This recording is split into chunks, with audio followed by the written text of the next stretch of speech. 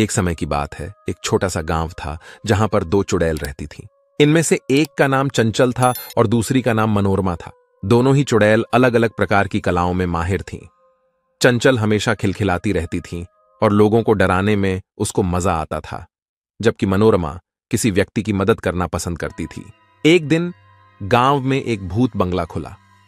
लोगों ने सुना था कि वहां भटकती आत्माएं रहती हैं। चंचल ने यह सुना और सोचा, यह एक अच्छा मौका है लोगों को और डराने का। चंचल ने मनोरमा से कहा, आज हमें भूत बंगला में जाकर लोगों को डराना चाहिए। कैसा रहेगा ये प्लान? मनोरमा ने मुस्कुराकर कहा, मैं तो ऐसे काम में नहीं पड़ती, लेकिन अगर हम लोग किसी की मदद कर सकें तो वह बेहतर होगा। चंचल ने कहा, तुम और तुम्हारी मदद, तुम्हें तो बस लोगों की मदद करनी है। मैं देखती हूँ कि लोग कैसे नहीं डरते हैं। दोनों चुड़ैल ने भूत बंगला का रास्ता पकड़ लिया।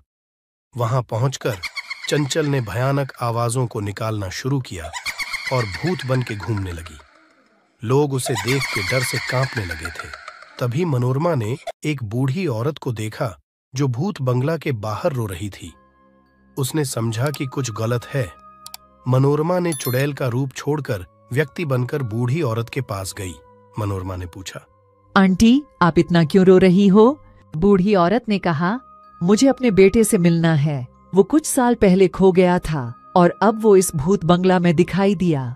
मनोरमा ने धीरे से कहा, मैं आपकी मदद कर सकती हूँ। आपको आपके बेटे से मिलाने का एक तरीका है। मनोरमा की इस बात को सुन के बूढ़ी औरत ने मनोरमा को आशीर्वाद दिया। मनोरमा ने अपनी चुड़ैल शक्तियों का इस्तेमाल करके भूत बंगले की सच्चाई सबके सामने लाई। लोगों ने देखा कि भूत बंगला में कोई असली का भूत नहीं था, बस चंचल की मजाक मस्ती थी। इससे बूढ़ी औरत को पता चला कि उसने जिसको देखा वो उसका बेटा नहीं था, वो एक चुड़ैल थी। इस घटना ने चंचल को एक सबक सिखाया कि कभी कभी लोगों की मदद करना और उनके दुख में साथ देना ही असली जीत होती है। ये थी एक चुड़ैल की कहानी जो डर के पीछे छुपी इंसानियत को समझ गई और अपने नए कर्मों से लोगों की जिंदगी में चमक लाई।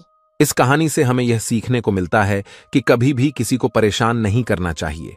हो सके तो उनकी मदद करना चाहिए।